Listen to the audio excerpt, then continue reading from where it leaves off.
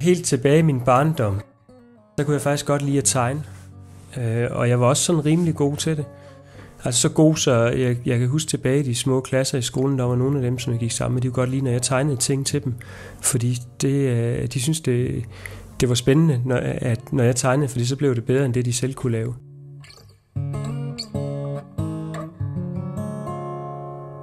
Der er rigtig mange ting, der inspirerer mig. Altså det kan være meget konkrete ting, men helt afgørende, så selve formgivningen, altså formgivningen for formgivningens skyld, er nok først og fremmest det, jeg er optaget af. Jeg kan godt lide at så tage en form, og så vride den rundt og sige, hvad bliver den så? Og så nogle gange kobler jeg den så sammen med noget symbolsprog også, eller ser noget symbolik i den, og så ser jeg, om den kunne godt være sådan og sådan.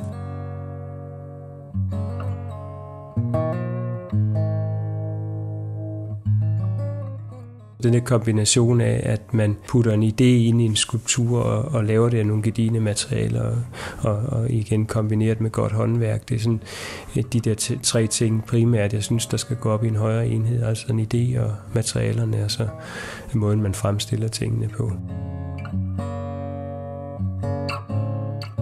Jeg holder meget af at se, om jeg kan gøre en form endnu bedre.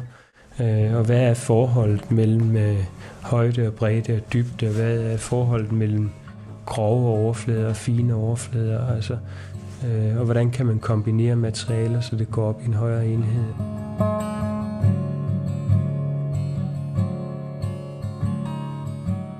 Altså min skulptur er på den ene side set nogle meget håndgribelige ting af sten og bronze, altså man kan tage dem op i hånden, og man kan røre ved dem osv., og så kan jeg så på den anden side set godt lide, at der er indbygget nogle ting, eller de må gerne give nogle associationer i retning af, at der er noget, der ikke er materie, altså noget åndeligt. Altså det er meget vigtigt for mig, at der er den der tvedeling af, at på den ene side set har du en meget håndgribelig ting, på den anden side set er der også noget luftigt eller noget åndeligt i det.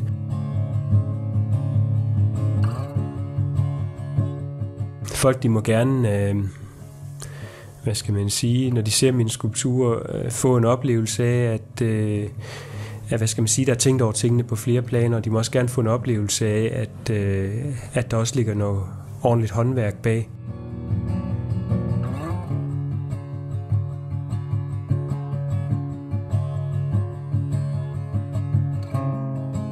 Det er vigtigt for mig, at skulpturen den giver nogle associationer, og så er det også uhyre vigtigt, at skulpturen i sig selv er en spændende form at se på.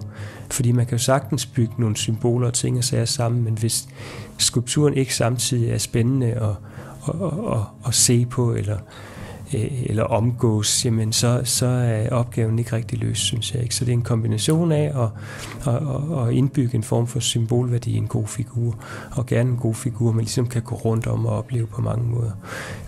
Det er sådan nogle ting, jeg arbejder med.